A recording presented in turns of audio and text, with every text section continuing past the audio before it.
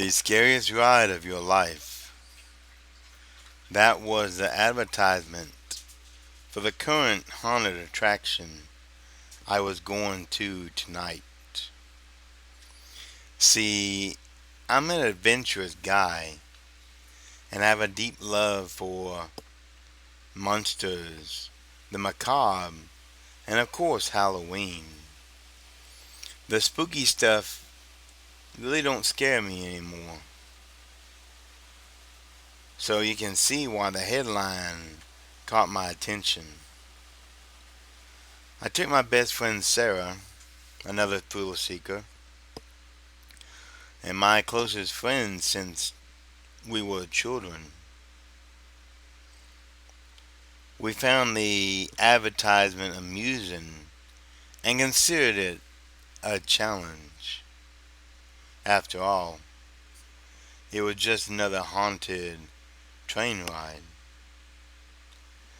Like every spooky tour, the guide tried to hype us up with scary stories.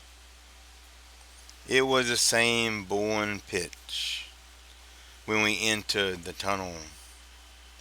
The tunnel was pitch black, just like the train car.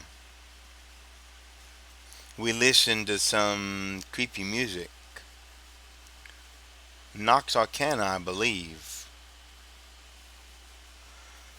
I've always enjoyed their haunting melodies. You should check them out sometime. When we left the tunnel, my friend, then the trip took a different turn. You see, there was these cages, everyone reinforced with 4 inches of thick glass. The masks and costumes looked quite authentic.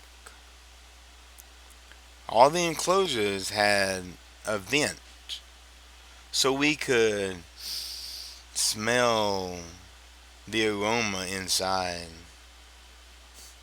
Let me tell you, those smells were horrible. The first character was a woman clad in white. Her eyes were glazed over, and she was eating. What she was eating was a bleeding arm of a person. Her cage stunk of rot and decay, while flesh and blood piled on the floor at her naked feet. The next exhibit was a gigantic canine, about the size of a bear. Its coat was jet black, eyes burned with flame, and smoke rose from its fur. The hound stood there watching, waiting. The aroma of burnt fur and ashes came from the cell. Opposite the hellhound was another. It was dark and damp, with giant tentacles crawling on the floor. They came from a hole in the ground that we could not really see. Dead flesh hung from the blood-soaked appendages. Another specimen was a scarecrow, carving its victim alive.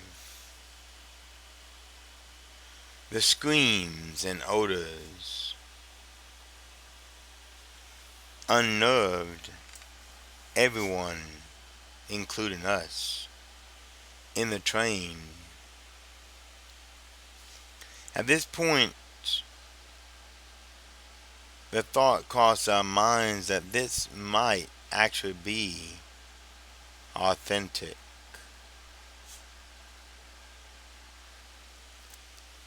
Now, we all had to sign a waiver.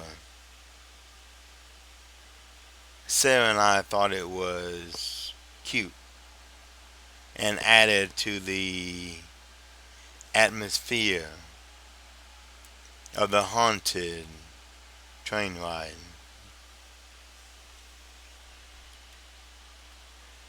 The fine print did also mention dismemberment and death, as well as not being responsible for other injuries.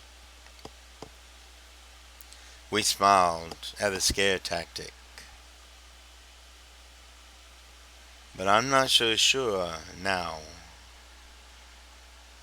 Was it a scare tactic? Or is this real? The next exhibit was a werewolf, or what people commonly call dogman in the media. This creature was tall, and I'm 6'4". I even have a cousin that stands a little over 7 foot tall. But this thing made him look small. It was very muscular and covered in thick fur. It had sharp claws and sharper teeth. And those amber eyes locked with mine. How we stood watching each other. With no warning, it charged the glass, hitting so hard the 4-inch glass shook. Now there's no way a man in a costume would be that tall and running on stilts at full speed. I cannot see being possible. Not to mention the pain of making that thick glass shake. And yet the thing stood there, its eyes menacing, and its mouth curved into a nasty, nasty snarl. Now the ride was coming to an end, but there was more surprises lying ahead. You see, when the music stopped, the train did too. And that's when we actually noticed the conductor. He posed a strange question in a deep and sinister voice. We all received paper and pencils and had to write down whatever creature, if granted the wish, we would become. It could be the size of a dragon, or as small as a pixie.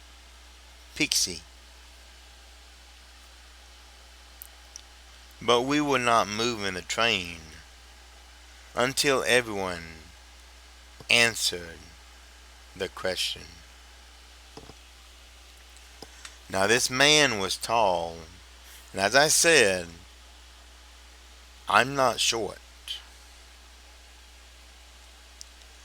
I never really paid attention to him before, but now in this silence, I can get a good look at him. He wore a long black coat, a top hat, and his mask covered most of his face. I mean, all you saw was his eyes. From the cheek down to the neck was completely covered. He reminded me of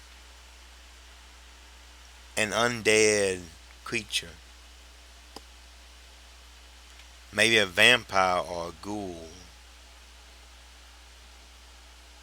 The way he spoke, the way he moved,